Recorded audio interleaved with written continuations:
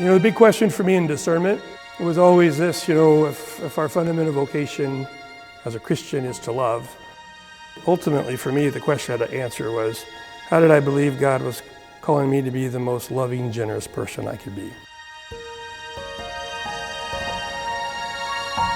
When I discovered that was my vocation, that was my call.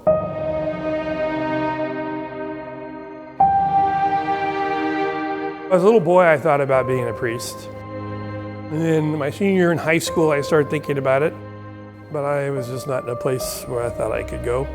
Went to Wabash College for 2 years, transferred to IUPUI, earned a degree in biology from Purdue, and then worked 6 or 7 years after college. Like many young adults, I got focused on school and working to pay my way through school and just kind of got lazy.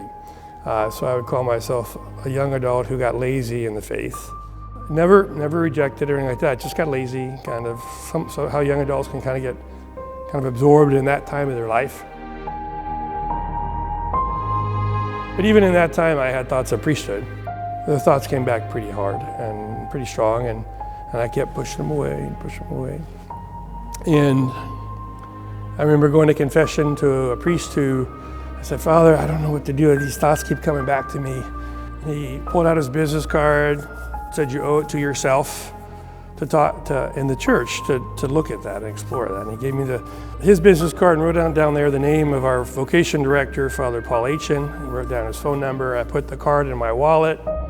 This is the card that Father Noah Casey gave me in that confession in 1995. And went on with my life, but they just kept coming back and coming back, and I had to explore the question.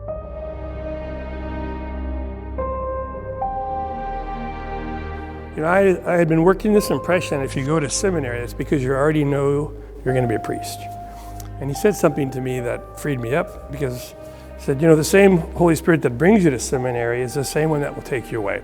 It'll take you away as a priest or as a layman.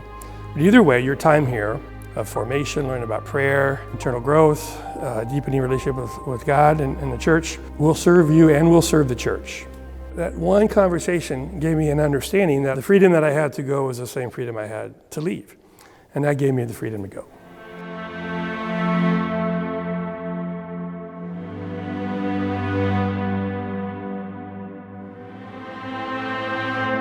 The Archdiocese paid for my 5 years in seminary. If they said, "Now you have to pay for this yourself," I never would have gone. I guarantee you I would not have gone. I would have immediately said, "I don't have the ability to do this." So the freedom to be able to go and discern, because they were going to cover that year, that first year and the second and third, was critical.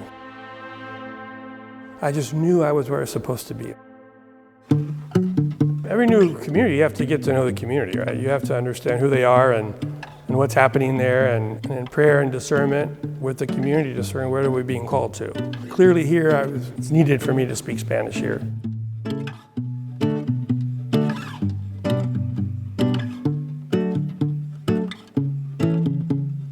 My first pastorate was with a bilingual parish.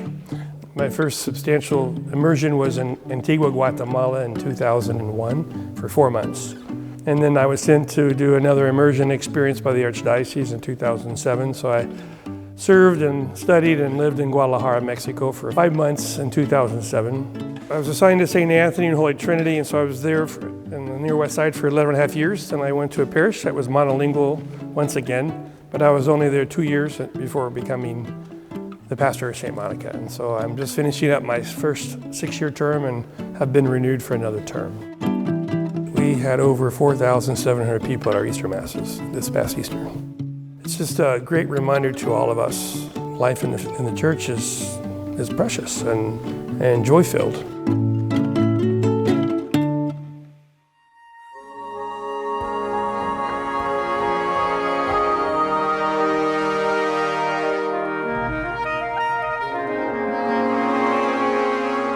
As a young priest, I would go and visit those seniors in the hospital. I'd visit them at the Hermitage. And so I was very much aware of this generation of priests. Just a particular gratitude. Many of these priests are now retired. They were young priests in a time when there was a great exodus of many priests, and they stayed. They stayed faithful to their promises they stay faithful to the people of God. So it's a great way to support them in their retirement, to make certain they have adequate housing, adequate food, adequate health care, so that we're caring for them, just as you might care for your parents or grandparents.